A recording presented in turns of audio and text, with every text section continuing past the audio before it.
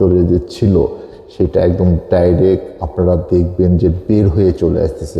আপনি একটু হাত দিয়ে এখানে ধরেন তো, দুধটা কি ঠান্ডা ছিল না? কি ছিল এটা আপনার? খেয়াল করছেন? হাত ছড়াই ফেলেন, সব আপনার ভিতর থেকে বের হচ্ছে, আপনার বুকটা খালি হয়ে যাচ্ছে। দেখেন আপনার ভিতরে ফাঁপড় ছিল না, সেগুলো চলে যাচ্ছে না।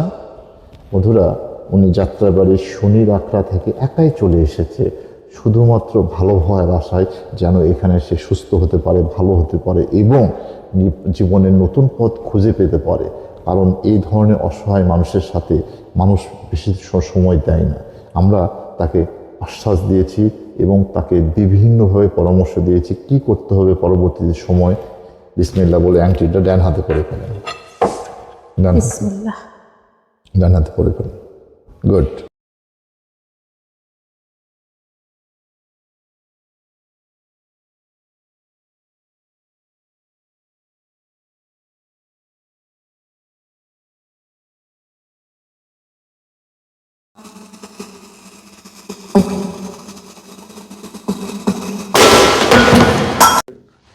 আসসালামু আলাইকুম। জীবনের শেষ চিকিৎসা মনে করে হলেও একবার আমার কাছে আসবেন। আমরা চেষ্টা করব আপনার সুস্থ করার মালিক মহান সৃষ্টিকর্তা, কিন্তু আমরা জানি আপনাকে কিভাবে সুস্থ করতে হবে।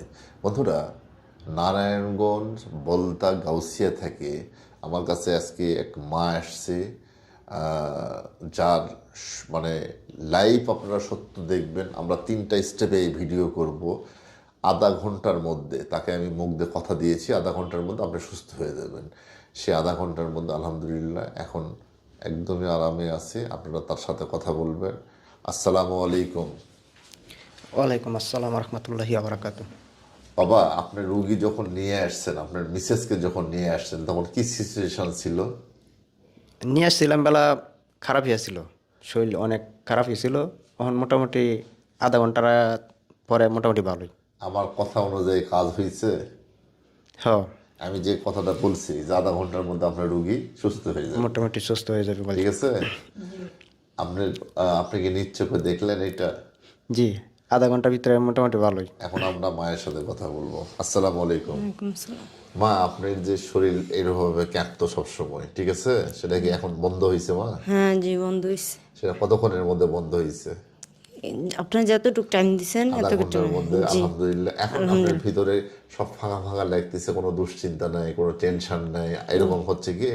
জি, এখন আরাম লাগতেছে? হ্যাঁ আরাম লাগতেছে, মানে সাথে- কাঁপুনিটা এখন নাই গা। সবচেয়ে বড় সমস্যা তো কাঁপুনি ছিল, জি, সেটা তো নাই। না 5 মিনিট পর পর কাঁপুনি উঠতো, সেটা তো নাই।